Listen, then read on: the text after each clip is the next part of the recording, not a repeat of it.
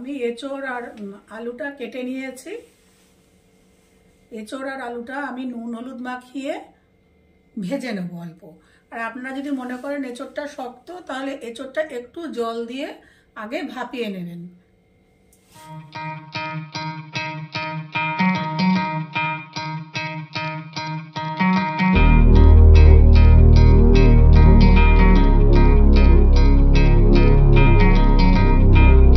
এঁচোড় আলুটা আমি ভাজার সাথে সাথে এইগুলো আমি একসাথে পেস্ট করে নেব। পেঁয়াজ, রসুন, অল্প আদা আর টমেটো, এই দুটো আমি একসাথে মিক্সিং জারে পেস্ট করে নেব। গ্যাসে কড়াই বসিয়ে দিয়েছি। আমি রান্নাটা সর্ষের তেলে করব, তাই দিয়ে দিচ্ছি সর্ষের তেল। সর্ষের তেলটা একটু বেশি দিচ্ছি, যেহেতু আমি আলু আর এঁচোড়টা ভাজবো। তেলটা গরম হতে থাক, ফিরে আসছি আপনাদের কাছে। তেল গরম হয়ে গেছে, আমি দিয়ে দেবো, আগে ভেজে নেব আলুগুলো।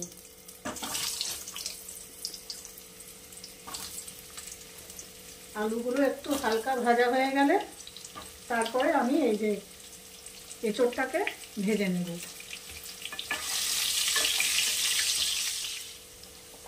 আলু ভাজা হয়ে গেছে, আলুগুলো আমি তুলে নেব।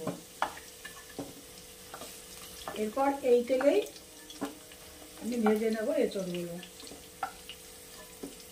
এঁচোড়গুলো আমি দিয়ে দিয়েছি, এবার এটাকে একটু লাল করে ভালো করে ভেজে আমি তুলে রাখবো। এঁচোড়গুলো খুব লাল করে ভাজা হয়ে গেছে, এবার এগুলো আমি তুলে নেব।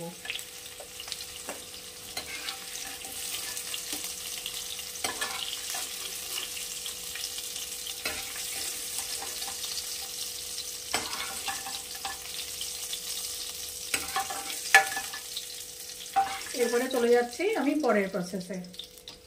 আমি গ্যাসে একটা তাওয়া বসিয়ে দিয়েছি, এর মধ্যে আমি এবার কিছু মশলা ভেজে নেব। দিয়ে দিচ্ছি 1 চামচ 1.5 চামচ পরিমাণ আস্ত জিরে, 2 চামচ ধনে, আস্ত ধনে, মানে যতটা পরিমাণ আপনি জিরে নেবেন তার ডাবল নেবেন ধনে, আস্ত ধনে। দিয়ে দিচ্ছি 2টো তেজপাতা, দিয়ে দিচ্ছি দারুচিনি, 3-4টে শুকনো লঙ্কা, ছোট এলাচ, লবঙ্গ, জয়িত্রী আর অল্প একটু পরিমাণ জায়ফল। এটাকে আমি ড্রাই রোস্ট করে আমি ফিরে আসছি। এখানে মশলা আমার ভাজা হয়ে গেছে, এবার আমি গ্যাস অফ করে দেবো। গ্যাস অফ করে এটার মধ্যেই আমি ঠান্ডা হতে দেবো। তাওয়াটা যেটা গরম আছে, বাদ বাকি রোস্টিংটা তাতেই হয়ে যাবে। তারপরে এটা ঠান্ডা করে আমি গুঁড়ো করে নেব।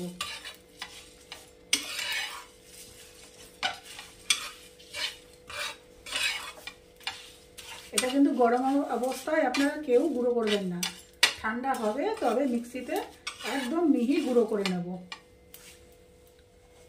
দিয়ে দিচ্ছি একটু আস্ত জিরে, ফোড়নে দিয়ে দিলাম আস্ত জিরে।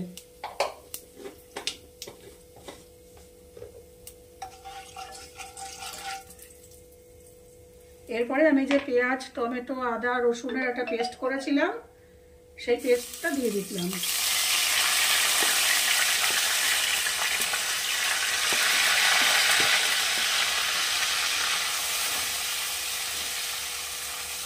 একটু ভালো করে কষিয়ে নেব। এর মধ্যে দিয়ে দেব সামান্য পরিমাণ লবণ আর একটু হলুদ। হলুদটা এখন একটু কমই দেই। হলুদ দিয়ে একটু মশলাটা একটু কষিয়ে নেব, যাতে রসুন পেঁয়াজের কাঁচা গন্ধটা চলে যায়। মিনিট খানেক পর আমি দিয়ে দিচ্ছি জিরা বাটা। আপনারা এখানে জিরে গুঁড়ো ব্যবহার করতে পারেন। দিয়ে দিলাম 1.5 বড় চামচ একটু জিরা বাটা।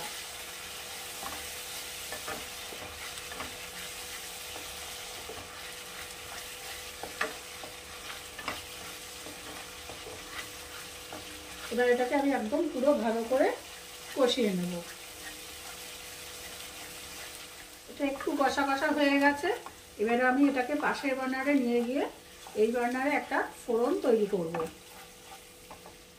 আমি একটা ফোড়নের পাত্র নিয়ে নিয়েছি, দিয়ে দিচ্ছি একটু ঘি, 2 চামচ ঘি।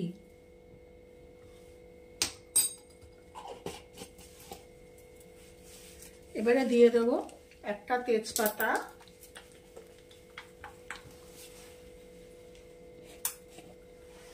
গ্যাসের ফ্লেমটা বাড়িয়ে দেবো না, তাহলে পুড়ে যাবে। দারচিনি, এলাচ আর লবঙ্গ।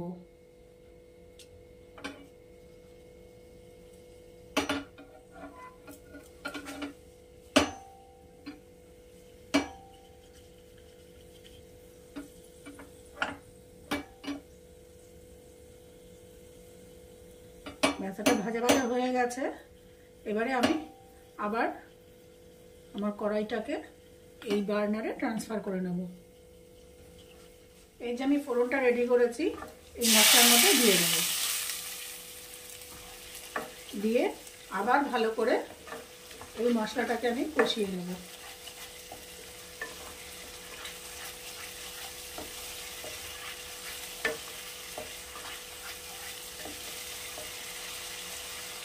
এখানে মশলাটা কষানো হয়ে গেছে ভালো করে।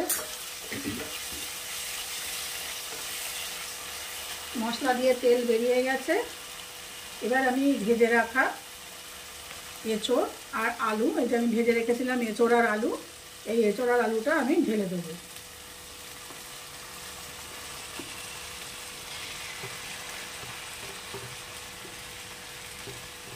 দিয়ে আবার ভালো করে আবার এটা কষিয়ে নেব।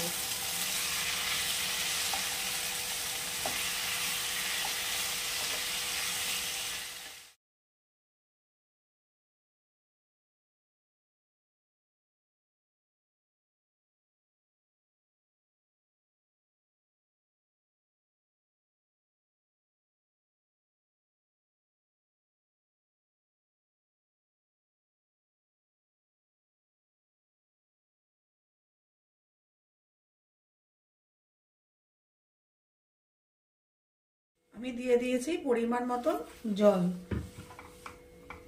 এবার এটা ঝোলটা ফুটবে।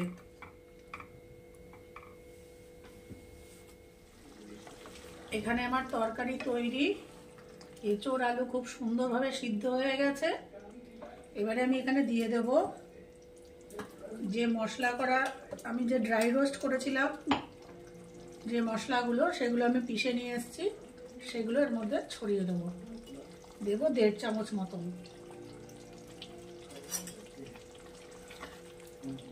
আপনারা যদি ঘি খেতে পছন্দ করেন, নামানোর আগে একটু ঘি দিয়ে ঢাকনা চাপা দিয়ে দেবেন। আমি এখানে ঘি দেবো না আজকে, আমি এমনিই রাখবো। আপনারা ইচ্ছে করলে এর মধ্যে ঘি দিয়ে নামিয়ে খেতে পারেন। আমি ফিরে আসছি আপনাদের কাছে প্লেটিং করে।